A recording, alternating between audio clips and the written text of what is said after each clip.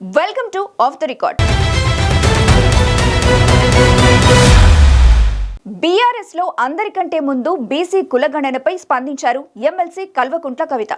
దాని వెనుక BC vote బ్యాంకును ఓన్ చేసుకోవడమే ఆమె టార్గెట్ గా కనిపించింది. తాజాగా హెచ్సియు భూములకు సంబంధించి వివాదం నడుస్తున్న తరుణంలో ఆమె మై హోమ్ విహంగ అపార్ట్మెంట్లపై చేసిన వ్యాఖ్యలు చర్చనీయాంశంగా మారాయి. కవిత ప్రభుత్వాన్ని ఉద్దేశించి మై హోమ్ విహంగ కూల్చే దమ్ముందా అని సవాల్ విసిరారు.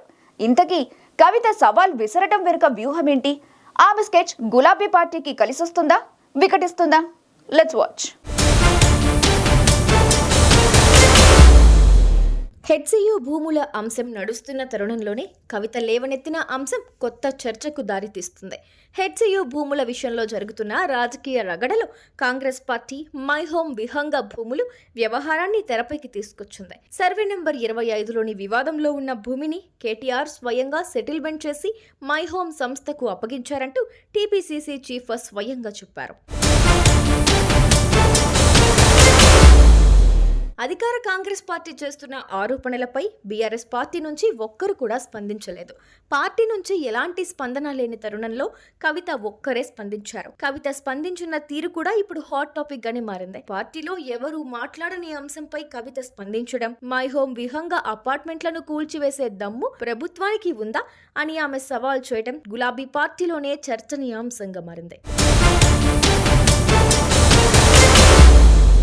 మై హోమ్ విహంగ అంశంలో కవిత వ్యాఖ్యలు రాజకీయ వర్గాల్లో తీవ్ర చర్చకు దారితీశాయి. ముఖ్యంగా ప్రభుత్వాన్ని నిలదీసిన తీరుపై చర్చ నడుస్తోందట. మై హోమ్ విహంగ అక్రమ నిర్మాణాలైతే, మై హోమ్ విహంగ అపార్ట్మెంట్లు ప్రభుత్వ భూముల్లో నిర్మించినట్లయితే బుల్డోజర్లను పంపించి కూల్చివేయాలని ప్రభుత్వానికి కవిత సవాలు విసిరారు. కవిత సవాలు వెనుక రాజకీయ వ్యూహం ఉందనే చర్చ స్టార్ట్ అయిందట. కాంగ్రెస్ ప్రభుత్వాన్ని ఇరుకున పెట్టేందుకే కవిత కామెంట్స్ చేశారా, లేక హిడెన్ ఎజెండా ఏమైనా ఉందా అని పార్టీ నేతలు చెవులు కొరుక్కుంటున్నారట. మై హోమ్ రామేశ్వరరావు బీజేపీ మనిషి కాబట్టి సీఎం రేవంత్ రెడ్డి కూల్చే ధైర్యం చేయలేరని కొత్త అంశాన్ని లేవనెత్తుతున్నారు.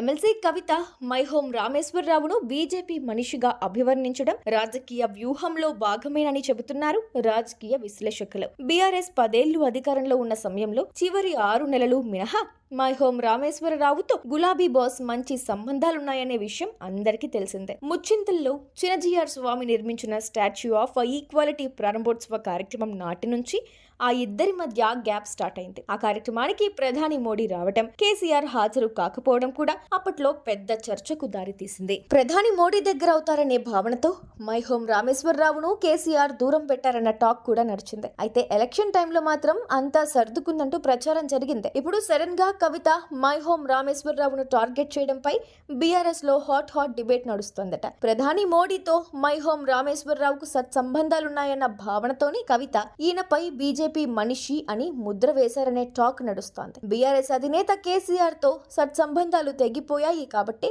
రామేశ్వరరావును బీజేపీకి ఆపాదించారంటున్నారు. ప్రధానితో బీఆర్ఎస్ అధినేత కేసీఆర్ కు రాజకీయ వైరం ఉంది కాబట్టి, పనిలో పనిగా వివాదం వచ్చింది కాబట్టి మై హోమ్ సంస్థను కూడా బీజేపీ ఖాతాలో వేయాలనేది కవిత వ్యూహంగా కనిపిస్తోంది. తాను చేసిన సవాలుపై ప్రభుత్వం చర్యలు తీసుకోకపోతే కాంగ్రెస్ బీజేపీ ఒక్కటే కాబట్టి చర్యలు తీసుకోలేదని ప్రజల్లోకి తీసుకెళ్లొచ్చనేది కవిత ప్లాన్ గా పార్టీ నేతలు చర్చించుకుంటున్నారట. అయితే పార్టీలో ఎవరూ స్పందించని అంశంపై కవిత ఎందుకు మాట్లాడారు అనే దానిపై కూడా గులాబీ నేతల్లో అంతర్గతంగా చర్చ నడుస్తుందట. వాస్తవానికి ఈ విషయంలో బీఆర్ఎస్ వర్కింగ్ ప్రెసిడెంట్ గా కేటీఆర్ స్పందించాల్సి ఉంది. కానీ కవిత స్పందించడంపై అందరూ తలలు పట్టుకుంటున్నారట. అందులోనూ బీఆర్ఎస్ పార్టీలోని ముఖ్య నేతలతో మై హోమ్ రామేశ్వరరావుకు సత్సంబంధాలున్న విషయాన్ని పలువురు గుర్తు చేసుకుంటూ ఈ రగడ ఎటు నుంచి ఎటు దారి తీస్తుందో అని తెగ ఇదైపోతున్నారంట. మొత్తం మీద కవిత వ్యూహం బీఆర్ఎస్ పై రాజకీయంగా ఎలాంటి ఎఫెక్ట్ చూపిస్తుందో చూడాలి.